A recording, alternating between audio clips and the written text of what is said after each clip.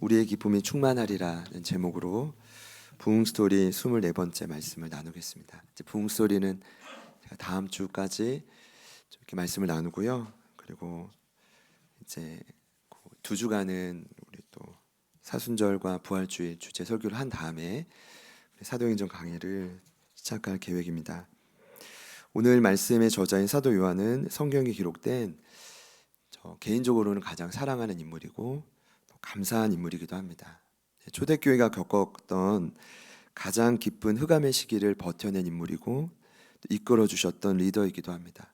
사도 바울 선생님처럼 많은 성경을 기록하진 않았지만 한 학자에 의하면 그분은 모든 걸 다 기록했다고 말합니다. 왜냐하면 과거 시점으로 예수님을 기억하며 요한복음을 기록했고, 현재 예수님이 무엇을 원하실까를 생각하며 요한 1, 2, 3서를 기록했고, 미래에 다시 오실 주님 재림을 기다리며 계시록을 기록했기 때문에 사실은 이 요한이 기록한 성경만 저희가 제대로 이해해도 이 땅을 살아가는 그리스도인으로 승리할 수 있다는 거죠. 그리고 저는 제자도에서만큼은 요한 같은 전문가는 없다라고 확신합니다. 이유는 그에 져서 요한복음을 보면 유일하게 제자의 3가지 징표를 소개합니다. 이렇게 하면 예수님을 꼭 닮은 제자가 되는데 가장 첫 번째는 말씀 안에입니다. 유대인들의 열정이 있지만 그들에게도 또 강구합니다. 말씀 안에. 저희가 이 생명을 빼앗기지 않으려면 말씀을 묵상해야만 합니다. 죄송하지만 주일에 저희가 또 함께 은혜 나누지만 매일매일 정해진 큐티즌을 정해서 정상적으로 지속적으로 묵상하지 않으면 절대 성장은 불가합니다. 그걸 의미하는 거고요. 2번째는 서로 사랑입니다. 이렇게 하면 제자인데 2번째 표징이 서로 사랑인데 놀랍게도 그 사랑은 세상 사람이 아니에요. 저희가 가까이 그래도 만나는 공동체 안의 구성원들입니다. 왜냐하면 예수님과 함께한 12제자는 참 예수님 마음을 속상하게 했는데 가장 속상하게 하는 건 서로 사이가 안 좋다는 겁니다. 모이면 싸우고 흩어지면 자유하고, 모이면 다투고 흩어지면 기뻐하고, 이게 초대교회 모습이기 때문에 우리에게도 위로가 되는 거예요. 여러분, 서로 사랑하면 어떤 것도 문제가 되지 않는데 서로 공동체가 미워하면 모든 게 문제가 됩니다. 마지막 징표는 많은 열매입니다. 많은 열매를 맺어라의 동료가 아니라 우린 가지라, 붙어 있기만 하면 된다는 겁니다. 교회에 예수님께 마음으로 붙어 있기만 하면 열매 맺는 시기와 분량은 주님이 알아서 하신다는 거죠. 믿으시죠? 이제 이런 지금 바탕 때문에 저희 교회 핵심 가치가 되었고, 그리고 이제 제가 첫 번째 저사였던 참 하나님 은혜였지만 이 제자인가 제자리인가를 쓸 때도 가장 많이 영감을 준 것은 이 요한 1서 2장에 있는 그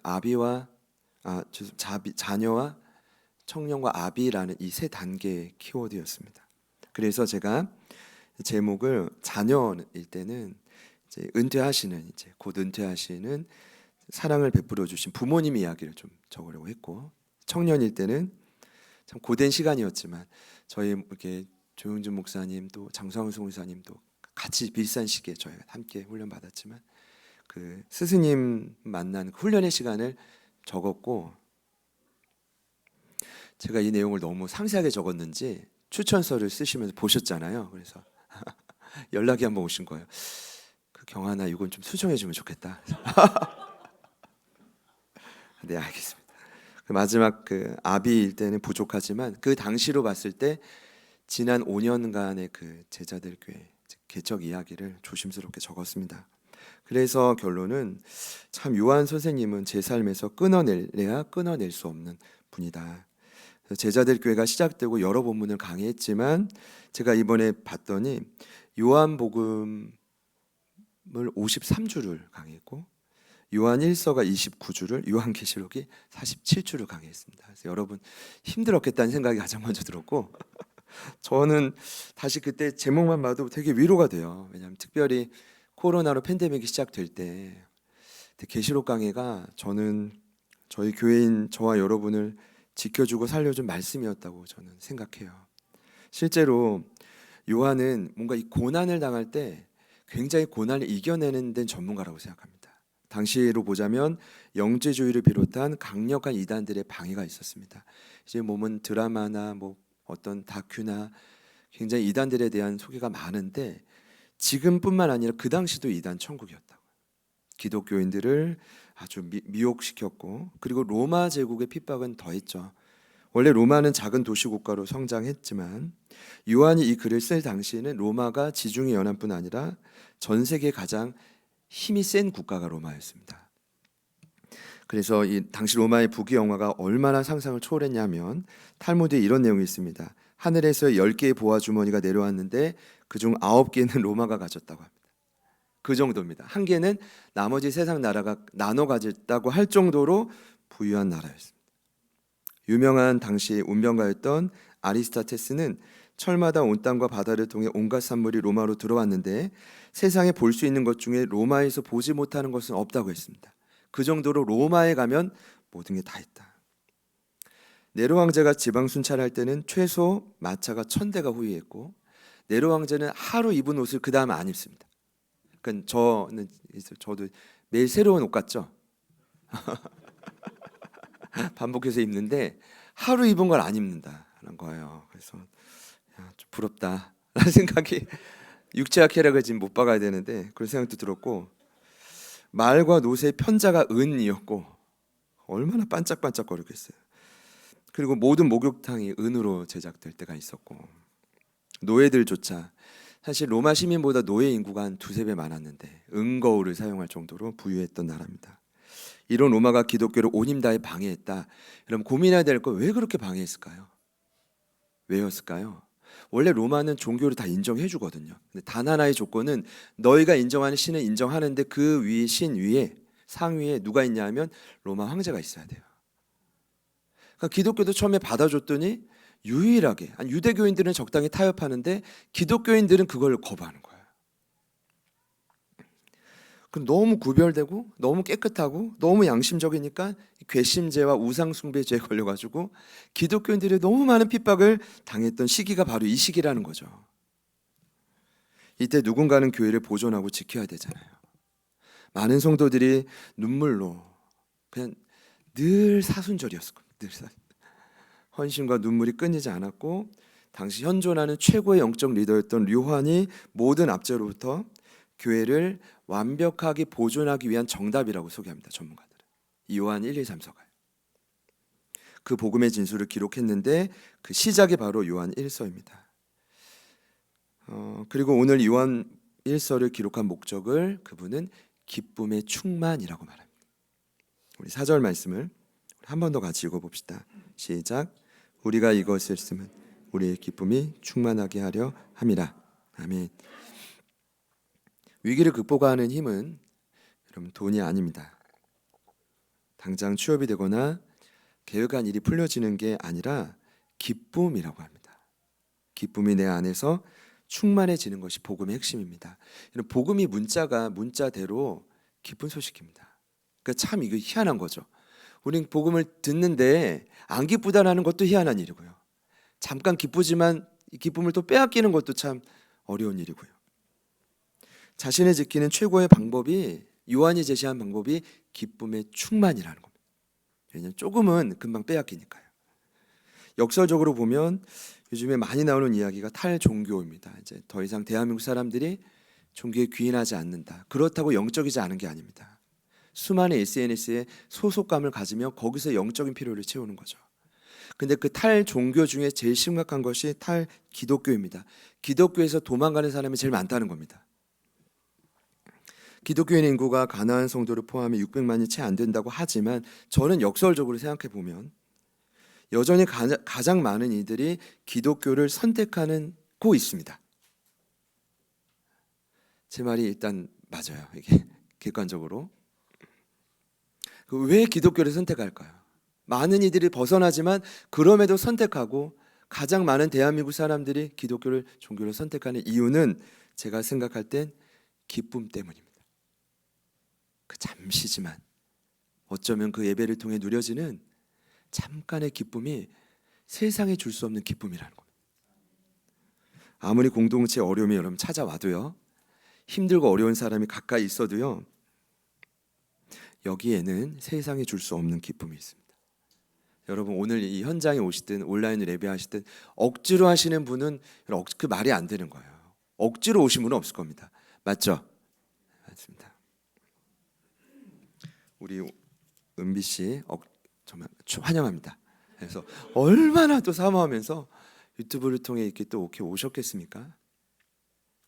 그래서 여러분 다 기쁘시죠? 그 기쁨을 사모하면서 모이셨다고 생각하는데 사실 이제 성경이 말하는 기쁨은 타락한 인간의 본성으로는 누릴 수 없는 감정이에요. 그래서 기쁨을 말할 때는 오직 성령 안에서 가능하다고 말합니다. 로마서 14장 17절에 이런 글이 있습니다. 하나님의 나라가 이 천국이 먹는 것과 마시는 것이 아니라 오직 성령 안에 있는 의와 평강과 희락이라. 거기 희락이 기쁨이거든요. 그러니까 성령 안에서 예수님 바라볼 때 우리 하나님과 관계 회복되잖아요. 그때 누려지는 내면의 증거가 평강이라면 얼굴에 드러나는 외적인 표징이 기쁨이라는 겁니다. 이게 억지로 되는 건 아니에요. 성령의 도우심으로부터 시작되는 겁니다. 갈라디아서 5장 22절에 보면 성령의 9가지 열매를 소개하는 때 여러분 사랑 다음이 기쁨입니다. 희락이 기쁨이거든요. 그래서 이런 내용입니다. 하나님의 사랑이 내 안에 맞닿으면 이게 정말 실제 맞닿았다면 희락이 기쁨이 누려질 수밖에 없다라는 겁니다. 믿으시기를 축복합니다. 그런 의미로 우리 아까 인사를 못했는데 옆에 있는 분들의 잠깐 표정을 보면서 이렇게 한번 인사해 봅시다. 기쁨이 넘치시는군요. 네. 원치 않으시는 분들은 아마 돌아보시지도 않을 겁니다. 한 번 더 그래서 인사하겠습니다. 진심입니다. 네. 그럼 진심입니다. 이 순간만큼 진심입니다. 저희 모두가 진심일 때가 오기를 소망합니다. 그래서 그분만 생각하면 너무 기쁘다. 왜냐하면 늘 기쁘니까요, 얼굴이. 근데 그분만 생각하면 우리 교회가 빨리 공간이 넓어져야 피할 텐데 숨을 공간이 있을 텐데 이래 버리면 이거 좀 그래서 만약 확장해야 된다면 하나님 기뻐하시지 않을 것 같아요. 그래서 아마도 서서히 조금씩 충분히 서로를 진심으로 기뻐할 때쯤에 문을 여시지 않겠습니까? 충만한 기쁨은 결국 당시 초대교회가 고난으로 가득 찬 현실을 걷게 하는 힘이었습니다. 그런데 그 고난이 너무 지속되니까요. 너무 기도하고 애써도 풀려지지 않으니까요. 여러분 이해하실 겁니다. 반대 현상이 일어나는 겁니다. 기쁨을 잊어버리는 겁니다. 아무리 예배해도 열심히 성전에 모여도 누리기가 참 어려운 겁니다. 자, 그래서 그 특권을 그 능력을 좀 되찾을 수 있기 위해서 요한이 요한 1서를 적었습니다. 그래서 저희가 이 사순절 기간을 지나며 주님의 고난에 또 동참하고 깊이 묵상하면서 저는 바라기는 저희가 좀 기뻤으면 좋겠습니다. 제가 반대하는 그런 의미가 아니라 주님이 짐을 대신 다 지셨고 죄값을 위해 그렇게 고통받으셨기 때문에 주님의 마음은, 제게 주시는 마음은 내가 짐을 질 테니 내가 대언자니. 요한일서에 계속 나오거든요. 고통받는 그리스도인들이 설득하는 거예요. 내가 다 죄값을 지었고 대언자고 유일한 중보자이니 너희가 좀 사랑 안에서 기뻤으면 좋겠다. 이게 부탁인데 저희는 없던 짐도 다시 가져오잖아요. 주님은 가져가시는데 또 가져와서 더 짐을 크게 만들어가지고 무언가 이렇게 살아가는 건 주님 마음이 좀 슬퍼하실 것 같아요. 그래서 주님 때문에요 더욱 기쁨이 역설적이지만 넘쳐나는 사순절 되기를 축복합니다. 지난주에 때를 따라 돕는 은혜를 경험했어요. 여러분 경험하셨죠? 그 폭포수 같은 그 긍휼 안에서 은혜의 보좌 앞에 담대히 나가면 때를 따라 돕는 은혜가 반드시 있다고 했어요. 그 은혜를 경험했는데 너무 감사한데 기뻐야 되는데 이게 안 기쁘다면 문제가 있는 거죠. 그 기쁨이 우리 안에 막 누려지기를 소망합니다. 문제는 이 기뻐해야 한다는 사실을 알고 있어도 막상 누리는 것이 쉽지 않다는 거예요. 그래서 요한일서를 쭉 보면 2장 20절 이하에 이런 말이에요. 이미 너희는 알고 있는데 실천하는 게 참 어렵구나. 머리로 아는 것과 삶으로 살아내는 건 천지 차이입니다. 그래서 2장 20절 이하에 이렇게 기록합니다. 너희는 거룩하신 자에게서 기름 부음을 받고 모든 걸 아느니라. 내가 너희에게 글을 쓰는 것은 진리를 알지 못하기 때문이 아니라 알기 때문이라. 이 말을 하는 요한의 마음은 굉장히 답답했을 겁니다. 이미 다 아는데, 본인이 복음을 전했고 어떠한 실력이 있는 성도인 걸 아는데 너무 답답한 겁니다. 그래서 2장 27절에 심지어 이렇게 말합니다. 너희는 주께 받은 바 기름 부음이 너희 안에 거하나니 아무도 너희를 가르칠 필요가 없다. 여기서 말하는 기름 부음은 과거에 여러분이 예수를 구주로 영접할 때 우리 안에 내주하셔서 인치시고 떠나지 않는 하나님의 영, 위대하신 성령님을 의미합니다. 그 성령님이 우리 안에 함께 하실 때 만약 우리가 그분을 무시하지 않고 집중만 한다면 결국 성령님이 모든 걸 알려주고 이끄시고 두려운 마음 대신 담대함을 주시고 궁극적으로는 나를 통해 나와 같이 고통받는 또 다른 누군가를 살리게 한다는 겁니다. 이것이 기름 부음의 궁극적인 목적입니다. 또 다른 보혜사인 성령을 주신 궁극적인 목적은 살리는 겁니다. 다윗이 도망자 신세에도 그 일날에 살리잖아요. 하나님 알려주세요. 그 일날은 배신할 거야. 그래도 살려요. 사울도 살리잖아요. 원수도 사랑하잖아요. 이게 어떻게 가능한 일입니까? 이미 그에게 큰 기름 부으심이 성령이 함께했기 때문이죠. 구약 시대는 간헐적이었지만 이제는 예수를 믿는 모든 그리스도인 안에 성령이 함께하시잖아요. 자, 그런데 이게 잘 안 된다는 겁니다. 그래서 감사한 건 오늘 요한이 기쁨이 넘쳐나는 충만을 어떻게 가능한지를 소개하는데, 요한이 제시한 답은 1절에 태초부터 있는 생명의 말씀에 핵심이 있습니다. 우리 1절 말씀을 한 번 더 읽어봅시다. 시작. 태초부터 있는 생명의 말씀에 우리가 들은 바요 눈으로 본 바요 자세히 보고 우리의 손으로 만지봐라. 아멘.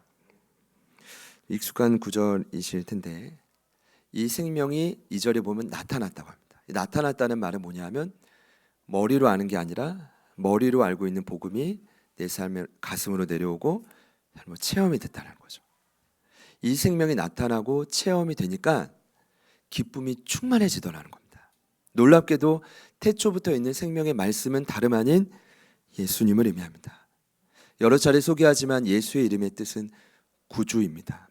헬라어로 소조의 뜻은 그 가장 기본적인 의미는 고치다라는 뜻인데 대충 고쳐 쓰는 게 아니라 완벽한 상태에 이를 때까지 고치다라는 의미가 구주라는 뜻입니다. 그래서 예수님의 이름을 부를 때마다 저희는 무엇을 생각해야 되냐 하면 고장난 내 마음, 지금 상처 입고 눌린 내 마음, 연약한 육체를 떠올려야 됩니다. 특히 사단의 유혹에 그 마음을 내어주잖아요. 예수님이 아닌 사단에게 내어주면 가증각색의 다양한 모습으로 사망의 정서를 가지고 우리를 짓누릅니다. 혹시 오늘 예배 오실 때 낙심을 가지고 온 분이 있습니까? 여전히 미움과 시기가 있는 분이 있습니까? 아니면 불안하고 염려가 있는 분이 있습니까? 2000년 전에 주님 십자가에 죽으시고 부활하실 때 계시록 말씀에 분명히 기록되어 있습니다. 사단은 패배했습니다. 증거가 무적행에 갇혀 있다는 겁니다. 그런데 왜 이렇게 활개칠까요? 백석대 이우재 교수님, 요한계시록의 전문가거든요. 대한민국의 탁월한 전문가인데 이분의 말은 꼬리의 힘으로 괴롭히는 거래요. 몸통은 갇혀 있는데. 제가 학자가 할 말인가? 라는 생각이 들면서 그분도 고민하다 그렇게 표현한 거죠. 몸통은 갇혀서 힘은 없는데 꼬리 힘, 입만 살아가지고 사망의 정서를 계속 가져오고 속이고 미혹하게 하고 망상에 빠지게 한다는 거예요. 근데 예수님이 이기셨잖아요. 그 모든 사망의 정서를 오늘 말씀드리는 기쁨으로 바꾸시는 분이 예수님이에요. 그래서 십자가에 죽으셨고 그래서 3일 만에 부활하셨다고요. 놀라운 건 마음뿐 아니라 우리 고장난 육체도 지금 여러분의 삶에 어긋난 퍼즐이 많잖아요. 그게 맞춰져야 건강해지거든요. 그걸 맞추시는 것도 구주 예수님의 역할이라는 겁니다. 그러니까 예수님만 생각하시면 됩니다. 믿으십니까? 그 예수님을 경험하면 환경을 초월하는 충만한 기쁨을 회복하게 되는데, 제가 이 1절을 늘 소개할 때마다 새가족반 5주차 때도 기초양육반 6주차 때도 반복적으로 다루는 내용은 단계가 있다는 겁니다. 우리가 들은 바요, 눈으로 본 바요, 자세히 보고 우리의 손으로 만진 바라는 이 4단계. 듣고 보는 건 우연한 결과, 특별한 노력이 들어가지 않은 상황입니다. 요한도 그랬습니다. 뭐 시골 청년이 예수란 사람이 있는데 막 사람들이 모여드니까 우연히 보고 들은 겁니다. 노력이 특별히 들어가지 않은 거예요. 성도들도 마찬가지입니다. 그런데 어느 날 저 사람을 보는데 신기한 거예요. 뭔가 다른 거예요. 그러면서 자세히 보기 시작하는, 의도적으로 묵상하는 3단계로 넘어가게 되는 거죠. 2주 전에 우리 미선 집사님 남편 되신 강명성 형제님 함께 예배하시고 또 식사하고 교제하는 시간이 있었습니다. 저 너무나 행복했습니다. 이제 통신계 전문가셔가지고 제가 질문을 너무 많이 드려가지고 아마 피곤하셨을 거예요.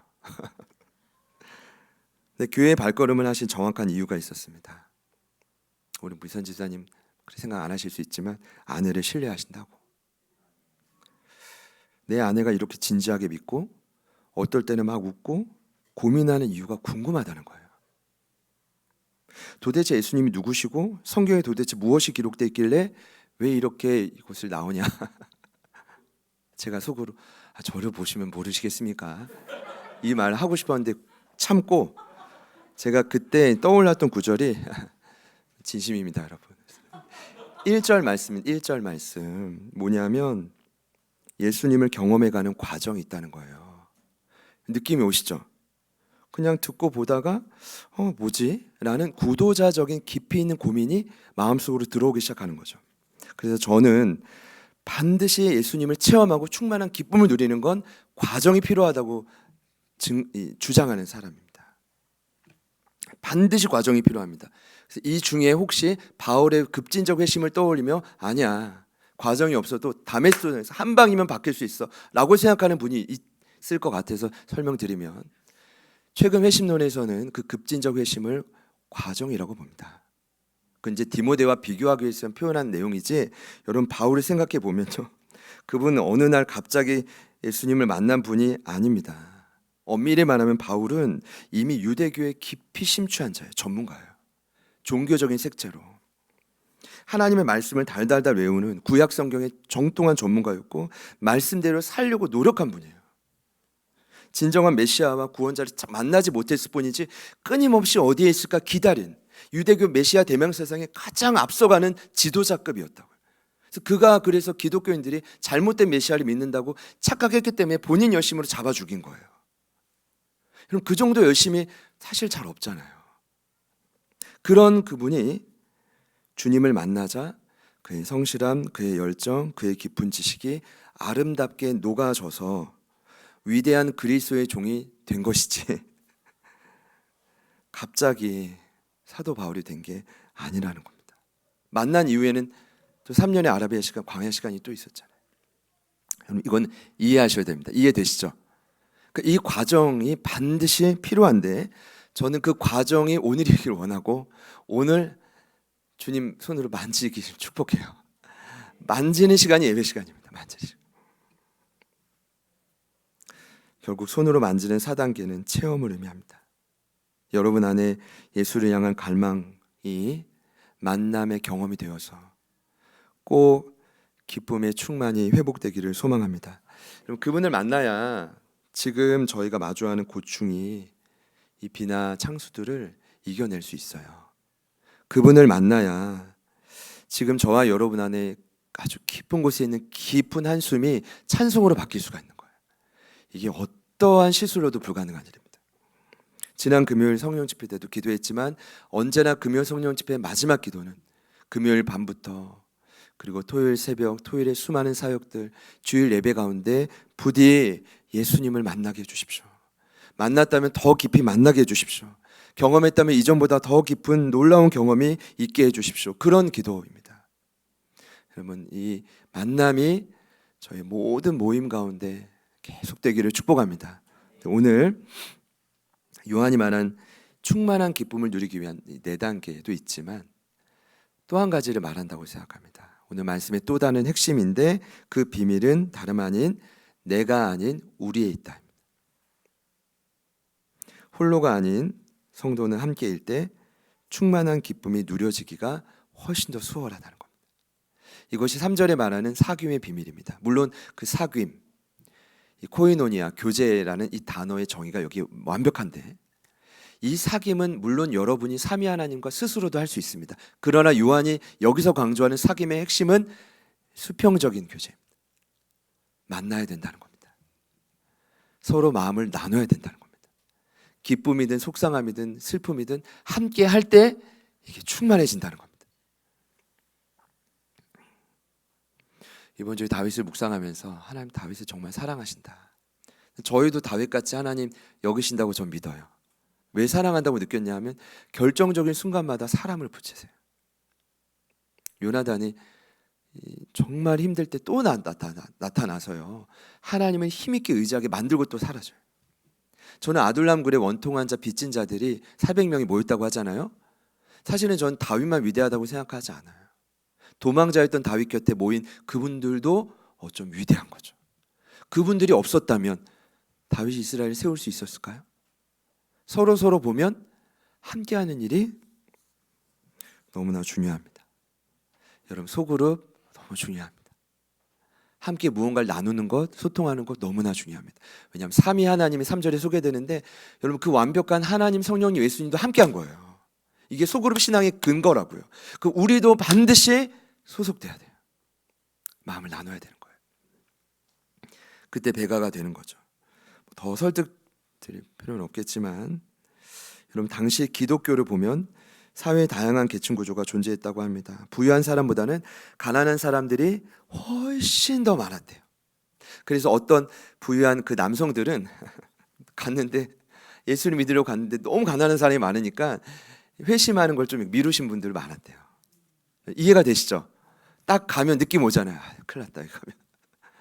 이거 은혜 받으면 이거 큰일 날 것 같은데 라는 생각이 든. 제가 그냥 조금 풀어 말씀드린 거지, 문헌에 많이 이게 기록돼 있어요. 사회에서 가장 소외된 집단은 다 교회에 있답니다. 예를 들어서 여성, 또 노예, 그리고 당시 쓰레기 하치장에 버려진 많은 사생아들, 정말 많은 사생아들이 교회로 왔으니 이게 뭐 얼마나 힘들었겠습니까? 그런데 신기한 건 교회가 지속적으로 부흥하기 시작했다는 겁니다. 곳곳에 가정교회가 세워지고 넓은 장소를 함께 모이기 위해서 막 곳곳에 얻으려고 노력하고, 여러분 이거 일부러 얻으려고 노력한 게 아니라 모임이 있으니까 이렇게 하는 거예요. 공간이 필요한 거예요. 그렇죠? 아이들이 여러분 지금 이제 한 7, 80명 여기 공간에 있다고 쳐요. 지금 이제 나중에는 앉지 못하고 아마 서서 예배를 드려야 될 때가 오고 유초등부 먼저. 그럼 여러분 훈련이야 서서 예배 드려 할 겁니까? 아니면 저 트램폴린에 앉아서 다 절로 가? 애들이 근데 저는 트램폴린에서 뛰면서 예배하는 게 어려울 것 같아. 그래서 초대교회처럼 뭔가 필요한 공간이 때에 맞춰서 필요한 것 뿐이지, 우리가 뭔가 장소에 목숨 거는 그런 교회가 아니라는 거예요. 여러분 이거는 이해하시죠? 최소한에 따라 초대교회가 그렇게 최소한의 공간을 따라 소개한다. 장소가 없으면 각 가정으로 흩어지는 거예요. 아이들도 흩어져야 되는 거죠. 그러면 더 그립겠죠, 모이는 날이.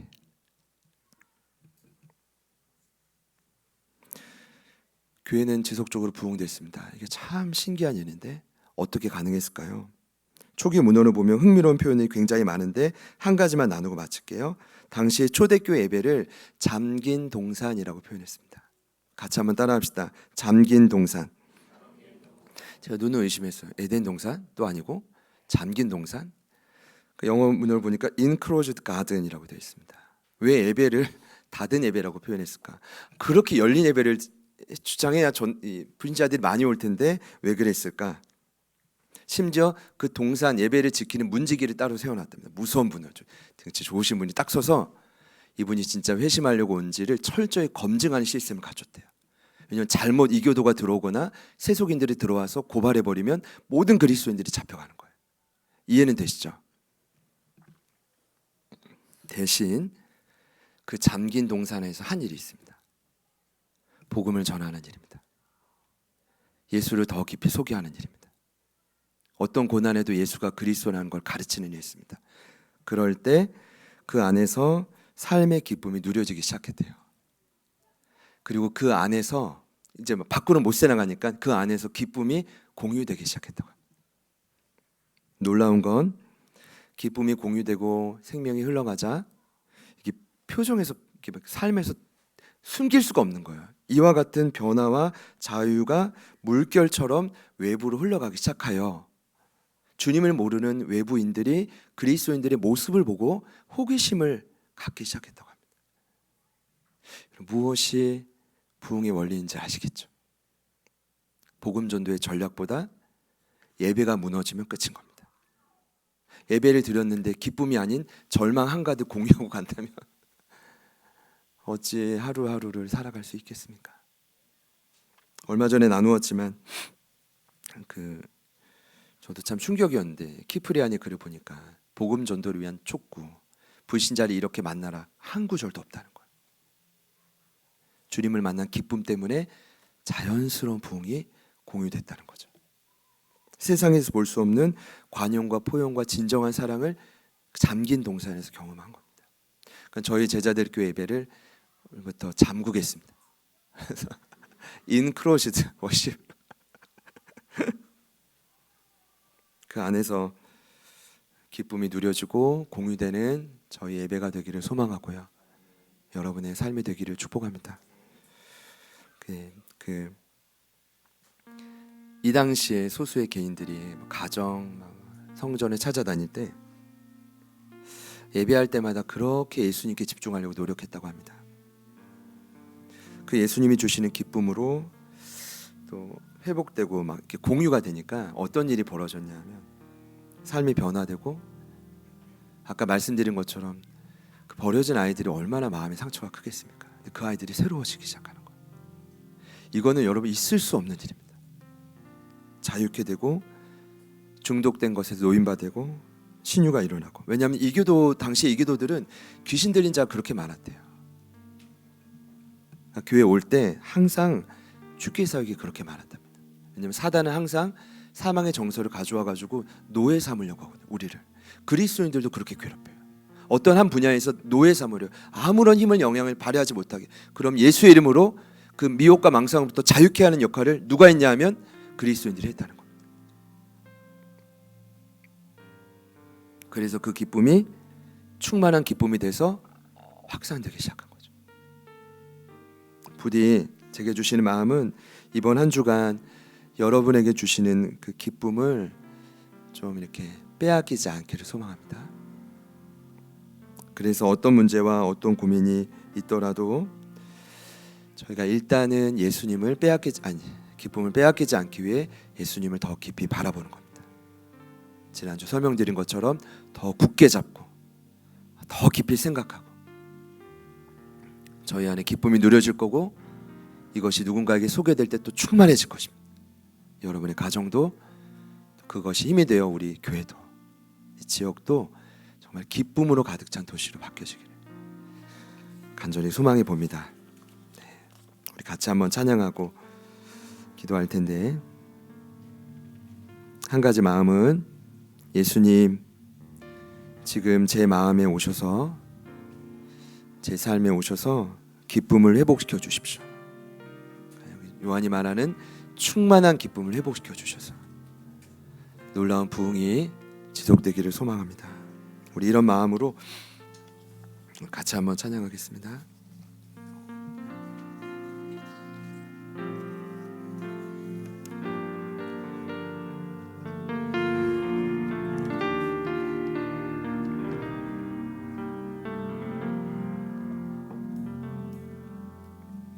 고달픈 삶의 은혜도 무뎌지고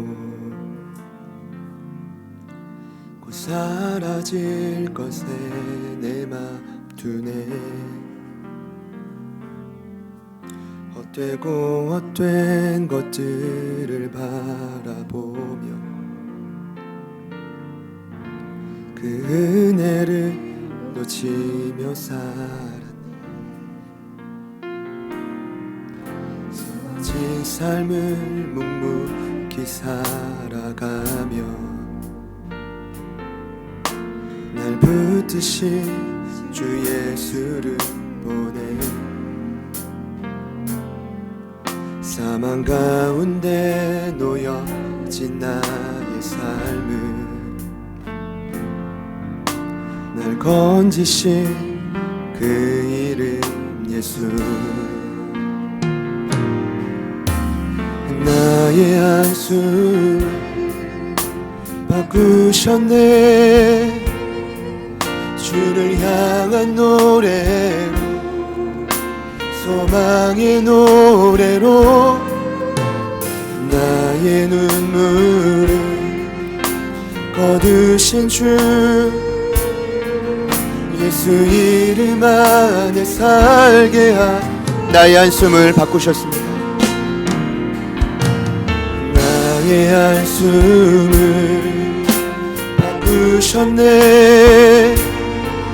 주를 향한 노래로, 소망의 노래로 나의 눈물을 거두신 주 예수 이름 안에 살게 하소서. 주어진 삶을 묵묵히, 주어진 삶을 묵묵히 살아가며 날 붙드신 주 예수를 보내. 사망 가운데 놓여진 나의 삶을 날 붙드신 그 이름. 한 번 더 고백합시다. 주어진 삶을, 주어진 삶을 묵묵히 살아가며 날 붙드신 주 예수를 보내. 사망 가운데 놓여진 나의 삶을 날 건지신 그 이름 예수. 나의 한숨을 바꾸셨네. 주를 향한 노래로, 소망의 노래로 나의 눈물을 거두신 주 예수 이름 안에 살게. 나의 한숨을,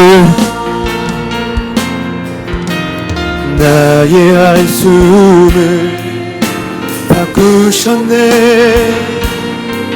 주를 향한 노래로, 소망의 노래로 나의 눈물을 거두신 주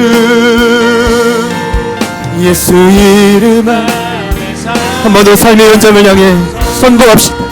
나의 한숨을, 나의 한숨을 바꾸셨네. 주를 향한 노래로, 소망의 노래로 나의 눈물을 거두신 주 예수 이름 안에 살게 하소서. 저희가 가지고 나온 사단에게 빼앗긴 사망의 영역은 어디입니까? 오늘 저희가 견디고 이겨내야 될 그 근심의 제목은 무엇입니까? 그곳으로 우리 예수님을 초대합니다. 예수님을 더 깊이 붙듭니다. 이 시간 함께 기도할 때 예수님, 내 마음에 요한이 그토록 소망하고 부탁하는 이 기쁨이 충만해지는 역사가 있게 하여 주옵소서. 감당할 수 없는 그 기쁨이 우리 공동체로, 가족으로, 내가 거느는 이 땅 가운데로 흘러가는 은혜가 일어날지어다, 있어질지어다. 오늘도 우리 가운데 흡족한 선물을 허락하실 주님을 기대하는 마음으로 우리 다 같이 주님 이름 부르시고 기도합니다. 주님,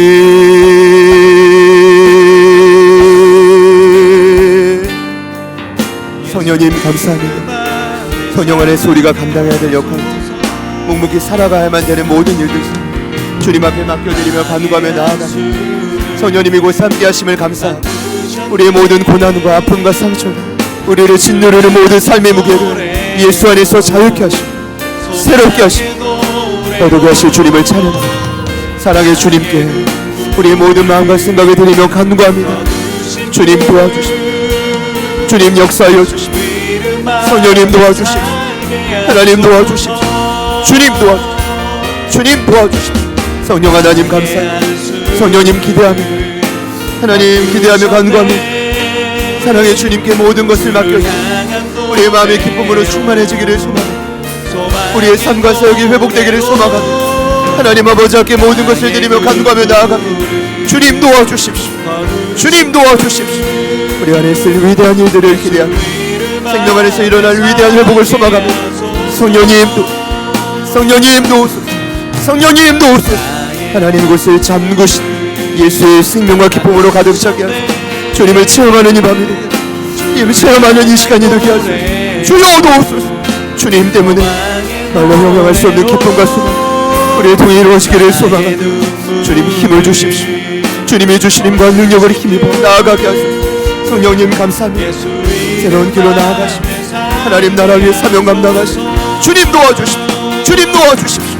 성령 하나님 감사합니다. 성령 하나님 감사합니다. 대중에 있는 시간 우리 모든 예배자들 하나님 박히지 않는 이 모든 현장 가운데 묵묵히게 되는 역사가 일어나게 하소서. 성령님 도와주십시오. 성령님 도와주십시오. 아버지 하나님 감사합니다. 아버지 하나님 기대하며 나아갑니다. 주님 도와주십시오. 주님 도와주십시오. 성령님 도와주십시오. 아버지 도와주십시오. 아버지 간구하며 아버지 소망하며 주님 때문에 우리의 모든 한숨이 눈물 우리의 모든 한숨이 녹아져 찬송으로 바뀌어질 한 주를 기대하며 사순절 넷째 주 하나님 그 어느 때보다 주님 우리 위해 허락하신 모든 기쁨의 여정을 달려가게 누리게 하여 주십시오. 성령님 도와주십시오. 성령님 감사합니다. 주님 감사합니다. 주님 간구하며 주님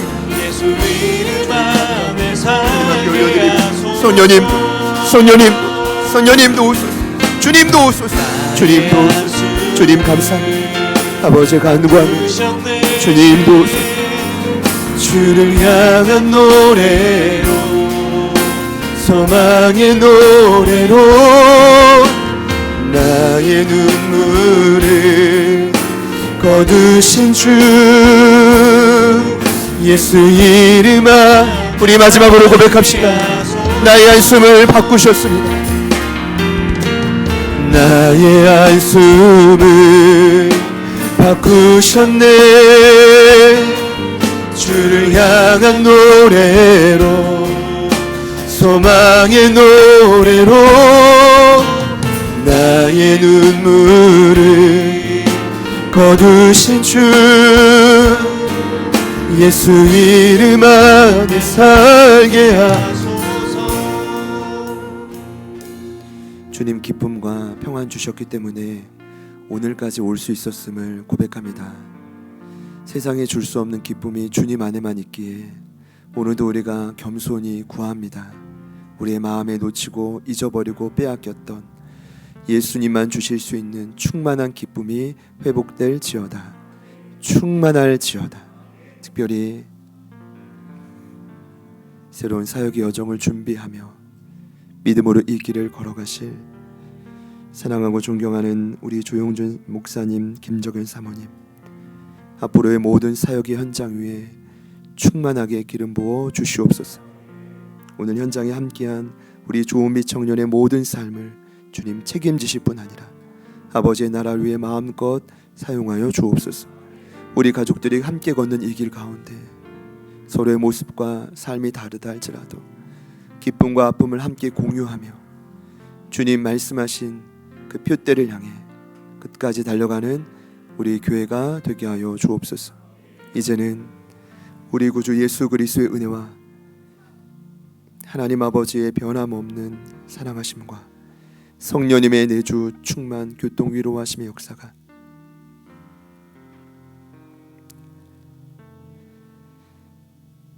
주님 때문에 모든 염려와 근심을 딛고 충만한 기쁨을 날마다 누리기를 결단하며 나아가는 이부 예배에 참여하신 모든 예배자들 위에 우리 태중에 있는 샬롬이부터 이양구 집사님, 흩어져 있는 모든 가족분들 삶의 터전 위에, 그리고 저희들을 통해 결국 주님께로 돌아오게 될 방황하고 아파하는 많은 영혼들 삶의 지경 위에 지금부터 영원토록 함께 하시기를 간절히 죽어나옵나이다.